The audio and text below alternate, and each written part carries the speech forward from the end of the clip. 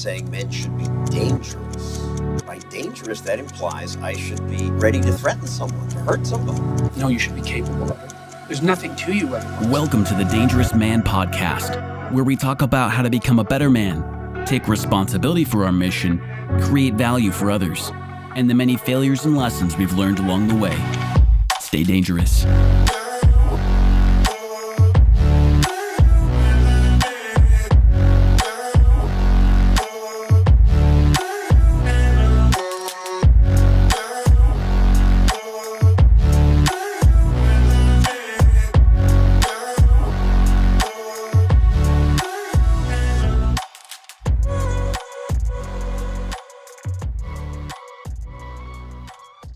What is up to all the dangerous men out there? Welcome to the Dangerous Man. I am your host, Adam Thooft, joined by co-host John Kostohris. What's up, John? Good morning, America. Yes, this is America. This is not Vietnam. Yeah. for any of our Vietnamese listeners, we appreciate you, but We bid thee good morning. It's actually not morning here. I hope you really understand English, not just Vietnamese. yeah. language. If you're listening to this, if you have no idea what I'm saying right now, that's fine too. But anyway, for the dangerous men out there, Yes. is there something, John, that's like super dangerous about believing in what you can do? Bro, I've been getting rocked by a really good book by a guy who owns multiple $100 million businesses, just a grandfather of like entrepreneurs and leaders and success coaches, like some of the top guys out there, like Andy Frisella, Alex Hormozy, and others. They literally esteem this guy as like they are like, this guy is like one of the best men ever. And when people know him, they're like, he is one of the greatest people I've ever met and know, and like loving and wise and passionate, and just like, hey, dude, a guy named Ed Milet, who at some point would love to get on this show, and it's going to happen. Yeah. I have no doubts at one point. Because we believe that it's going to happen. Because we believe. Anyway. And so I've been reading his book, The Power of One More. You might tell what our topic is for today. Exactly. But it's just, it's been awesome. It's been rocking my socks. And he's got a great podcast too, if you're interested in some of his content, called The Ed Milet Show. But he talks about belief, and I want to kind of get into that. But before I do, I felt like a good kind of segue into this topic would be the story that I actually read from a book from Russell Brunson, who's a huge online marketing sales funnel, an awesome guru, mentor of mine through a lot of books and whatnot. But Russell Brunson, he writes in his book Expert Secrets about this story he tells, that essentially, this is kind of the guts of the story. So buckle up here. Essentially, let me pull my buckle over. Yeah. And click. Okay, Dude, it's clicked in. I think I'm ready. You're wearing shorts, bro. Do I need like do I need to have like the roller coaster like top down thing? We should probably Am and I secured? actually get some of those and Okay. have them in our man cave here, so we can literally like. What if we just like buckle up we like a buckle bunch? up? Yeah. No, we're not nerds. Don't worry. When we have the show on video, then we can have those, and when we buckle up for a story, we'll just like pull them. Buckle up. Yeah, it'd be just like way too extra. That'd be so funny though.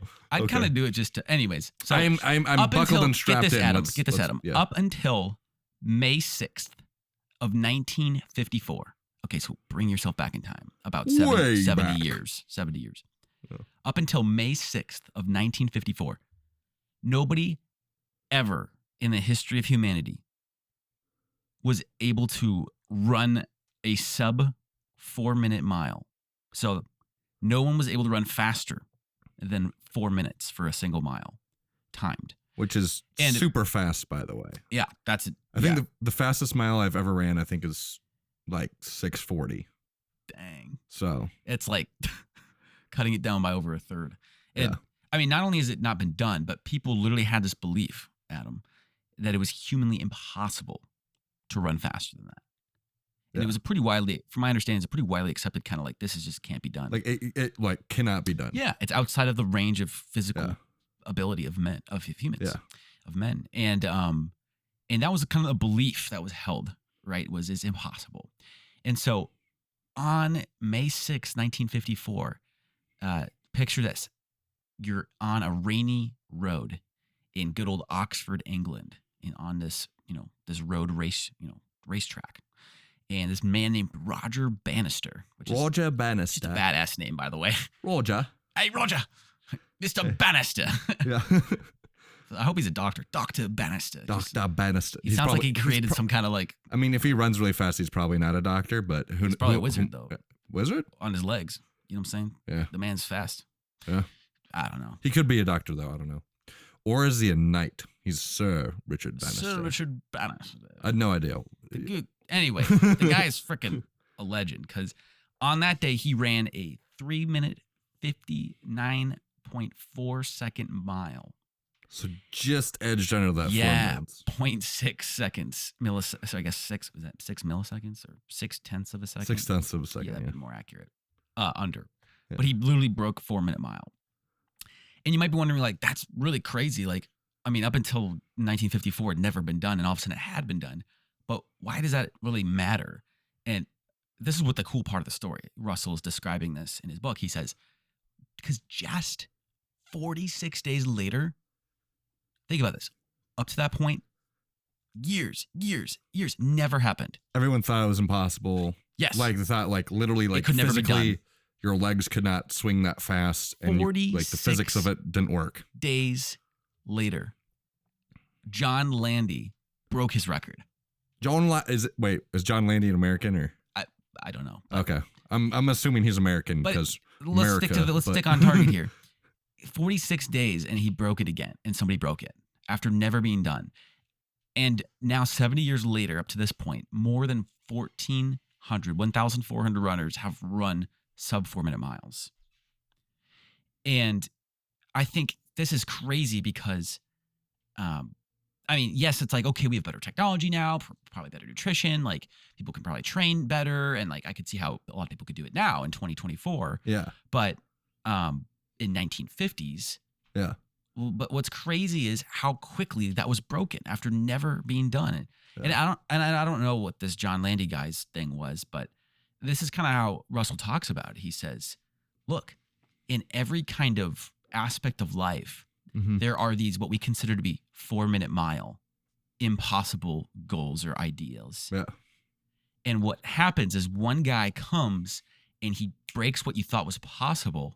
Yeah. And almost like this is like a matrix of like, if you've seen the movie The Matrix, there's a scene where, Neo literally slows down time and he's literally dodging bullets. And it's like the bullets are in slow motion and it's called, you can refer to as bullet time. Yeah. Because he's dodging bullets. And what's crazy is with his mind was able to literally manipulate time. And this is kind of like a video game, kind of like, virtual reality kind of, movie, dystopia movie. At any rate, there's this basically this matrix, right? And I think what I'm getting at here is with the guy who ran the sub 4-minute mile. Yeah. What it did was other people's minds kind of were like, oh my gosh, this is possible. Yeah. And we're able to quickly do the same results, replicate the same results. So I've been reading this book, The Power of One More by Ed Milet, and he talks about this kind of this matrix, this concept. And one thing he's talking about is this story of you have these kids and they're at a birthday party, right? And they are blindfolded and the kid steps up and he's swinging at the piñata, right? Yeah, piñata. We all can kind of visualize this. Maybe we've all had a piñata moment. I'm trying to get that childhood. candy. Yeah, trying to break that. And swinging and hitting the piñata. Candy's not coming out. And okay, next kid's turn, right? And then they're swinging, hitting it, and they're like, or maybe they're missing it, but starting to hit the pinata, no candy's coming out. Yeah, like they're like the dad like pulls the pinata up so that they miss it. And right. Everybody laughs a little bit. And the kid has no idea why people were laughing because they're blindfolded. They're like, right. I just didn't quite hit it that time. Where is it? Yeah. Exactly. I mean, I remember doing that too, and it's just like making contact, and it's like I don't think I've ever been the one to break the pinata, but in this story, the final kid is the birthday kid who gets to come up, and of course winds up, takes a crack at it, candy comes out, pinata explodes, the head of the unicorn flies off, candy everywhere, lands in the birthday cake, and it's a whole thing, Mm-hmm. But it's and that was the goal, to get the candy, right? Yeah. And Ed says, how often do we go at a goal in our life, or we go at changing, our circumstances, and maybe it's getting out of drug addiction, or maybe it's getting out of a toxic relationship, or like just a pretty shitty family scenario, and you as a man are trying to go and get out of that and remove yourself and to change your life and go on a completely different journey than what maybe you grew up with, or maybe where you had been in the past. I know this is certainly true to some capacities in my life of, I want to give up just like comfort seeking and video games and just like having fun. And I want to kind of get away from people that just are getting together and haven't eaten pizza, and I want to go and do something with my life. Yeah. But what he says is we'll go at something, and most people stop. They'll hit the pinata, but to them, it's invisible. It's invisible progress. They can't tell what's happening. Like they just hit the pinata, but there's no candy coming out. Yep. So, like, what did I actually do? Yeah. It's not realistic to think that this last kid just had the magic touch. He just happened to be gone after everyone had loosened up the pinata, and it was pretty much already breaking apart. And it was already like dented and like one string hanging left for it to, and like a lot of like the paper and plaster that was holding pinata together was like weakened and tearing. Yep. But it's just it hasn't, the candy hasn't spilled out yet. None of the kids before him could see that. He couldn't see that. And I think it's like, how many of us quit because of we don't see the invisible progress, and we don't realize we might have been a swing away from the candy coming out. And I think it comes down to one idea. This has been what I've been reading about. This is what I've been tweeting about. This is what I've been really just, going for walks and hikes and lifts and just like chewing on the last week, Adam, is how often have I given up in pursuits of goals and ideas because I thought it was impossible. I felt like breaking this pinata was like, it became a 4-minute mile in my head that was impossible. Not that you're trying to specifically break a pinata, but like, preferable pinata-like thing where it's like, I don't know, like I've been doing this thing for a while and I'm not seeing results. Like, and I guess it almost gets to the point where now I'm thinking about like, what if there was times in my life where I was like just one hit away from breaking the pinata and I quit because I'm like, this isn't going anywhere. I can't see this going anywhere. Yeah. Yeah. And it's so crazy and I think like, okay, I think if I'm swinging at this pinata in my life and I start to say, I just don't think this pinata is ever going to break. Mm-hmm. And I walk away. But what I think is crazy is if I'm a runner and I'm like, I want to run as fast as I can, and I want to set a crazy goal for myself, and I want to run this, I want to run like a 5-minute mile or something crazy. Mm-hmm. And then you see this Roger Bannister run a 4-minute mile, and then a couple months later, John Landy breaks that record, and you're like, oh my gosh, like that bends your mind of what's possible. Yeah, and this was back in the 50s, so. Dude, yeah, imagine that's your pinata. And all of a sudden you're like, wait a minute. I want to pick up the bat again because maybe there's something to this. If I keep hitting this pinata faster and harder, like I'm actually probably going to be able to break this 4-minute mile. Yeah. And so that belief unlocks this possibility that this could happen for you. Mm-hmm. I think sometimes we're like, I don't have any proof in my life that this works. Mm-hmm. And so we think because it's invisible progress, we think it's not working at all. Mm-hmm. I want to talk about that. Wow. So you're saying that like, because you can't see like the paper and like the plaster, like just going off the pinata example again, like just because you can't like, because there's like the frills on the pinata, like the coloration, the paper on the outside that makes it look a certain way. Just because that's covering up like the plaster and like newspaper that's like the actual body of the pinata, and you're like breaking that, but you can't see it, doesn't mean it's not breaking. Yep. Wow. Exactly. And I think some of us, like, I feel like I've kind of known this a little bit, where it's like, oh, I can work at something and I won't necessarily see the results until I like get to a certain point. But at the same time, there's part of my mind that wants to see results immediately, always. Right. Yeah, I mean, man, that's so interesting. I think it comes back to like something I've been learning about is there are two kinds of gratification. Uh-huh. If we understand, like, you're wanting this reward essentially of, Yeah. I want to feel satisfied and satisfaction from, I want to get that hit of dopamine or that, endorphins going. Yeah, that instant gratification. And instant gratification, another way we could talk about this is short-term gratification, right? Yeah. And long-term gratification. Yeah. And there's this great psychologist who wrote a great book called The Love Code. I'm trying to remember his name. At any rate, I won't get caught on that. He's a psychologist. He's a really awesome psychologist, and his testimonies of who he's helped in his practice, clinical practices, unreal. Like, we're talking like he discovered some really cool concepts, started using them, and he had all of the local psychologist clients leaving them. And within 6 months of kind of discovering some of what he writes into the Love Code, that book, and using it, they were all coming to him and going, "What are you doing? All my clients are leaving and going to you." And it was like, he says maybe like a few percent, maybe 3 to 5% were getting helped. And when he discovered his practices that he writes about, it was like 1% was not working. Like, so 99%. It went from 3 to 5% working to 99% changing. Yeah. So that was he like, flipped the script on helping people like completely shift their life and heal. Wow. Yeah.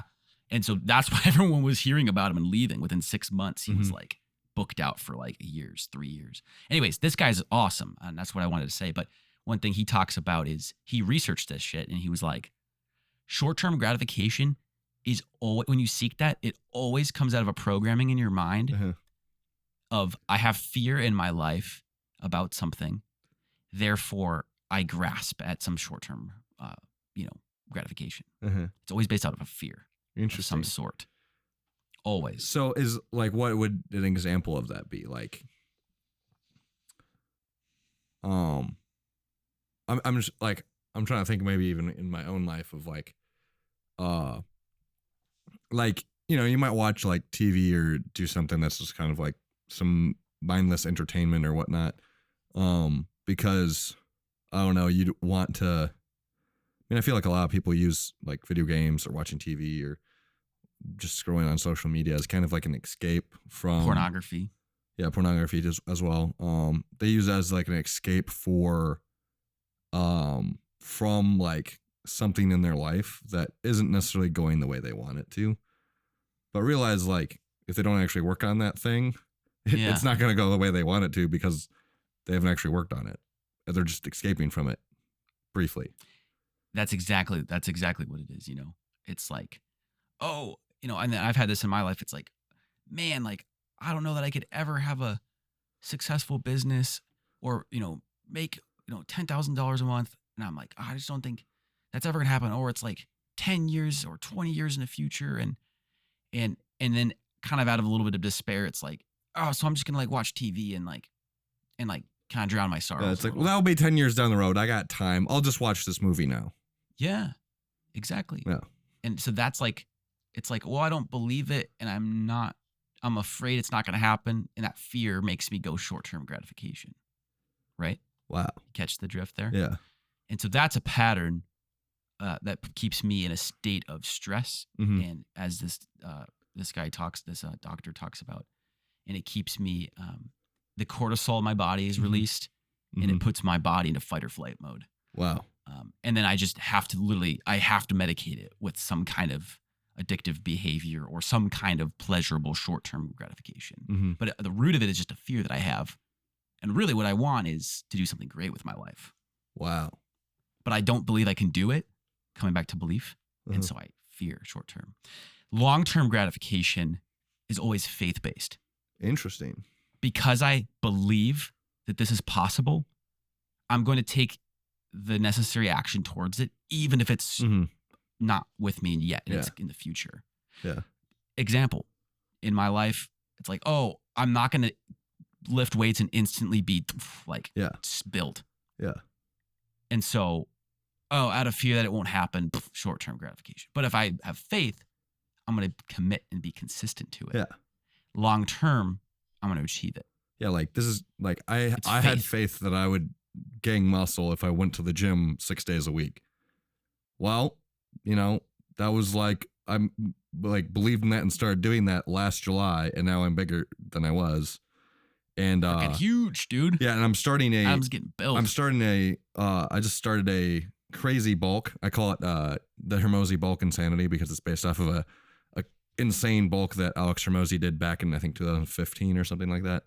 He wrote a blog on it. He wrote a blog on it, and I'm literally kind of like basing it off of that blog. So I'm like, well, Alex Hormozy's freaking massive, so we're gonna try this, and, like freaking get after it. And hell yeah, man. Like I've been going after it for like a week, and like I could have like made sure I had like everything figured out. Like I exactly know the form of all these exercises. I know how to do all these things perfectly. I can like dial in my entire like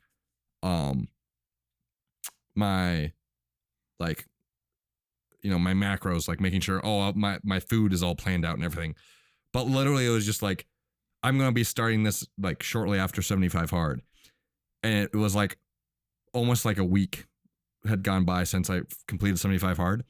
And I just like woke up, I think it was like a Saturday, and I'm like, you know what, I'm just going to start it today. Like, like I'm like, what, like if I don't start like now or like pretty much like really soon, I'm just like gonna like I knew my belief was that I was going to do it would probably go lower. So I'm just going to start it. And then because I'm in it already, I know, well, I believe I can do this because I'm doing it. Yeah, come on. And like this past week has been a little scuffed because I'm like, oh crap, I need to factor in, if I work at 7 a.m., then I have to be at the gym at 5 a.m., which means I have to go to bed earlier the night before. So then I have to like reschedule some of my stuff before that.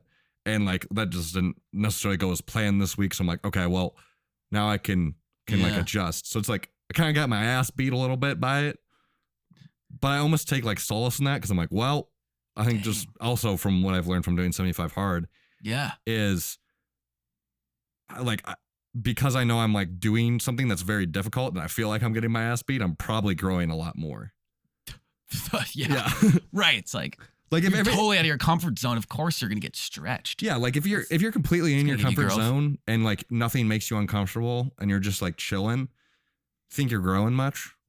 Yeah. Probably not. Probably not. Dude, and with the bulk though, you were kind of telling me a little bit about I don't know, we were reflecting on belief, and I think one kind of coin here to kind of wrap here is one thing that Ed Milet talks about here, right? We're talking about this pinata, we're talking about this 4-minute mile, and Ed always says success, your goals, getting the job you want, having that business launched, seeing some results, getting your fitness to where you want it to be, finding that relationship, getting that marriage dialed in and taking it from a bad, shitty state to like resurrecting that. It's like, it's closer than you realize. And he talks about this concept that we place things 5, 10, 20, 1, 3, 5 years away. 5, you know what I mean? We place things away in like terms of like years. Yeah. Or just like, oh, it's in the future. And he says, no. Like, because you psychologically, because you place it far away, it is far away. There's this quote that the man who believes he can do it and the man who believes he can't do it are both right. Wow. Yeah. It's because you literally create a self-fulfilling prophecy. And I don't want to get all ethereal here. Like, let me just be real. Like, if I believe that I can run a 4-minute mile and I've seen people do it, I will literally pursue it as if it's possible for me. Because you know it's possible because you've seen someone do it. Exactly. And so if we place it, 10 years away from me, I'm going to pace myself to accomplish that goal to take about 10 years. Yeah. But if my mindset never shifts here, and stick with me, guys, if my mindset never shifts that it's going to be closer than 10 years, Yeah. in 10 years, it's still going to be 10 years away from me. Yeah. Because it's always just, it's far from me. And so he says is like, dude, you don't realize in this book, he's like, you don't realize you're one handshake away from meeting a person with a job opportunity or some kind of connection that could change your life. Yeah. Or you're one sales call away from striking it. Yeah. You know, or you know what I mean? Like there's just, oftentimes it's like one more away. And we don't believe that it's that close. And so it's not. But in reality, you never know when your life could change. Yeah. Like I was looking at doing this kind of insane bulk back in like September. And I was like, man, 2 workouts a day? That's kind of crazy. Like I'm trying to struggle to find time to do 1 workout a day. This is back in September. Yeah. But then I did 75 hard where I have to do 2 workouts a day anyway. And so through 75 hard, I was like, actually, this doesn't really seem that hard. I just need to figure out how to eat that much food because it's like 5,000 to 6,000 calories a day. Yeah. And like through actually taking action and being like, actually, maybe I could do this. Because I'm like, well, I'm already doing these things part of it. Clearly, also, this bulk has been done by a bunch of other people. I've seen, like, because obviously Alex did it, and he also said other people did it with him. I also seen other videos of people attempting it. So I'm like, well, clearly people can do this. So why can't I as well? And then it's like, why can't I do this now? Because I'm already doing 2 workouts a day. I just have to dial in my eating, and I'm good to go. And I feel like I've already had like a not very hard time like eating a lot. So right, you've been hitting your macros pretty good for a lot of months. Yeah. So now, but like this is taking it to a whole different level. That I was like, oh shit, like this is crazy. 800 grams of carbs a day. Yeah. It's like, okay. It's like, all right, I'm eating 12 eggs plus protein powder and bananas. And then also an entire box of cereal and a pound of like ground beef and a pound of pasta. Wait, you mean you're not just eating 1 more protein shake to bulk?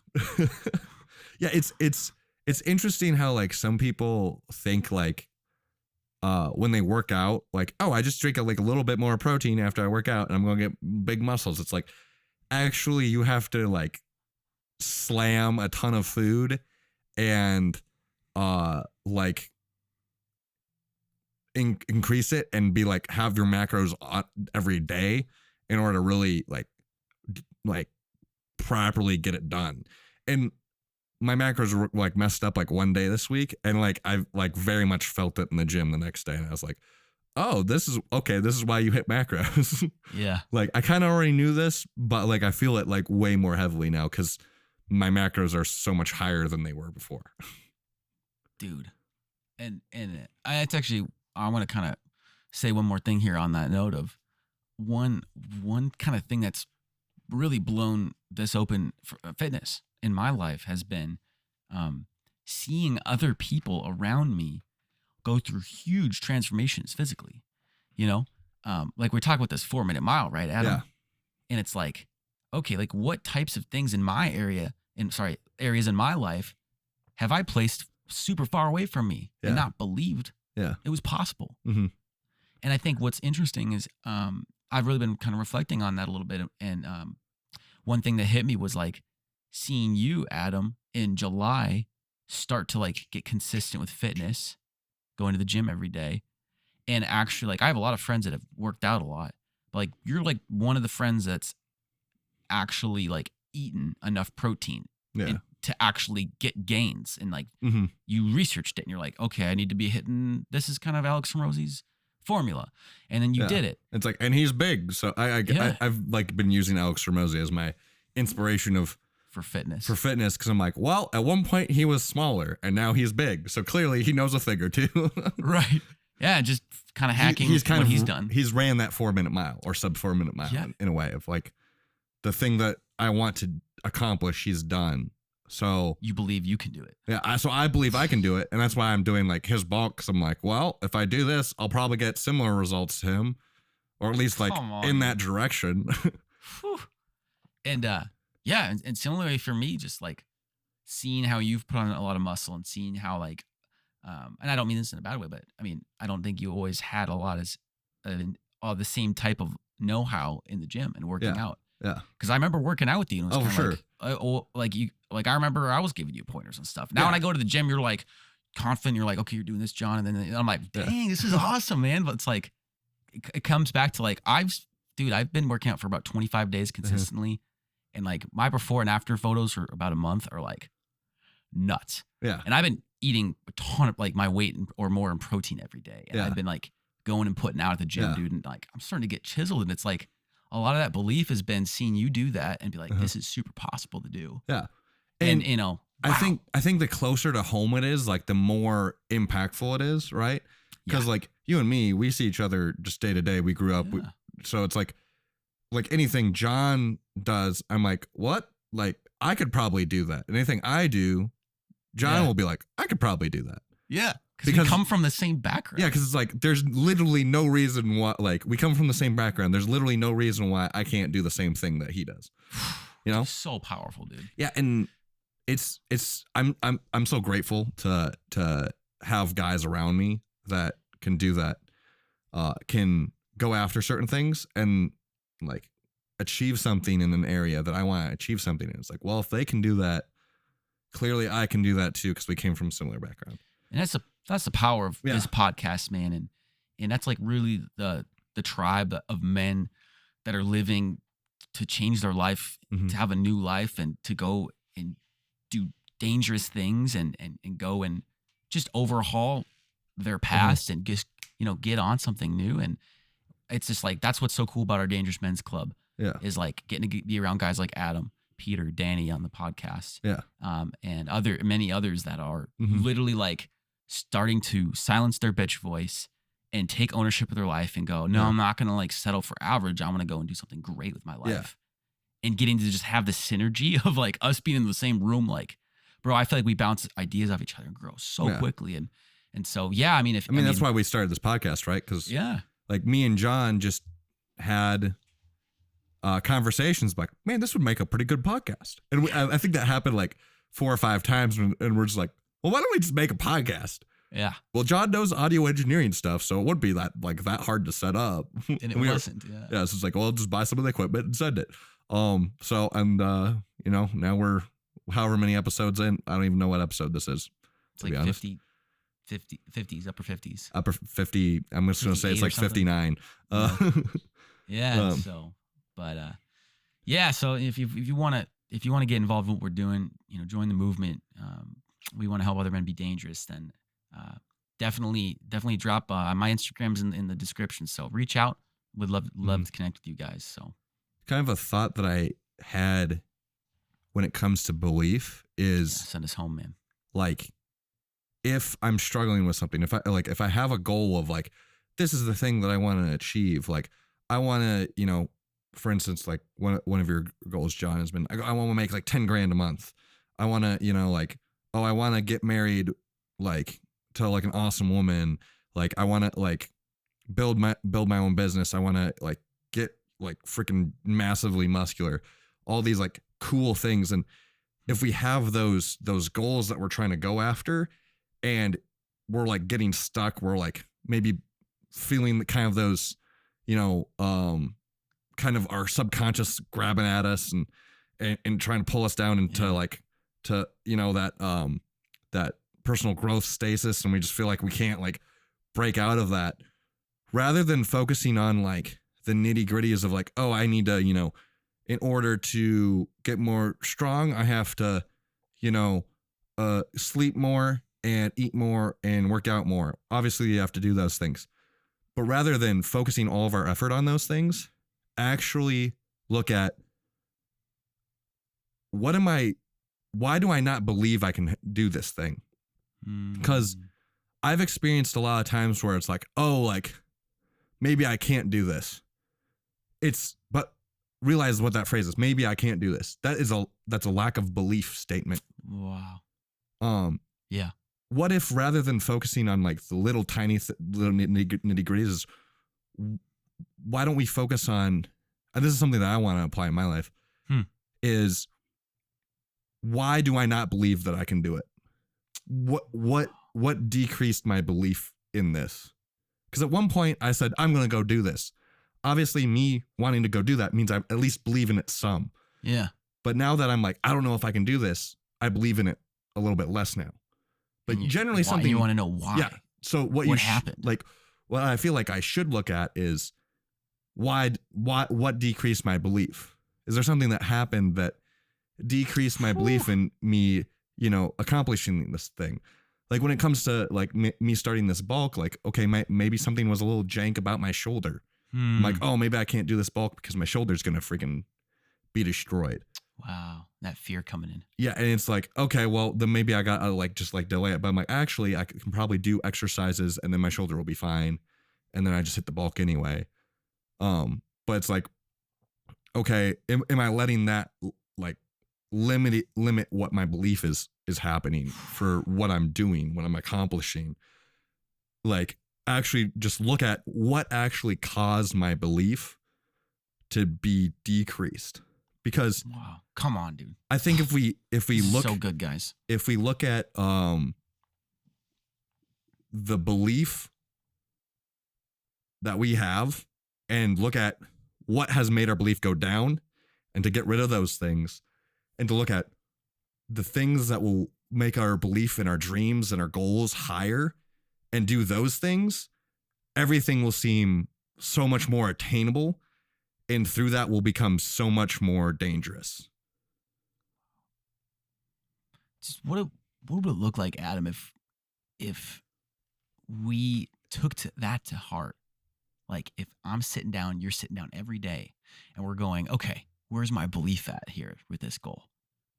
Okay, maybe about like a 7 out of 10. Okay, why? Why is my belief at a 7? Why is it a 7 and not like a 9? And we go, well, my shoulder's hurting.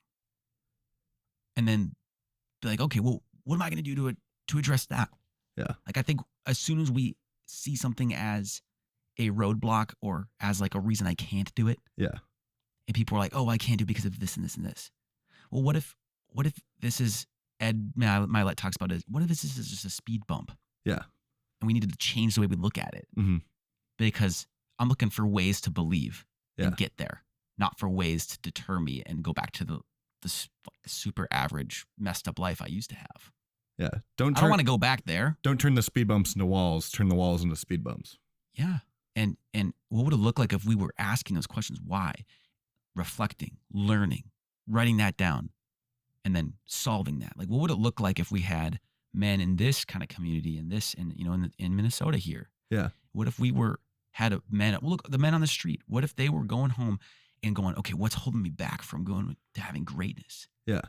Then they were identifying it, getting it out of the way, and moving on, and just driven. Like, what would it look like if each of us, what would it look like if our country was like men were driven to go and understand what was holding them back, and they were looking for reasons to make it work and believe more.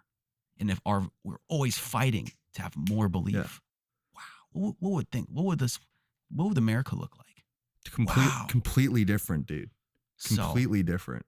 So good, man. Dude, I'm so excited for the future and what's gonna come out of men becoming more dangerous and like getting their beliefs up about things and like, because this whole thing is like it's not like figuring out, like, yes, you have to figure out the details, but rather than focus a lot of your energy on focusing on the details, because it's like, because sometimes you just run out of steam, like, I'm tired of working on these details of my dreams, and you running out of steam, and it's because your belief that you can actually achieve the dream has been decreased by certain things that have come up. So like, look at those and be like, oh, actually, my dad just said I couldn't do this, or like or said something offhand like I wouldn't be very good at this.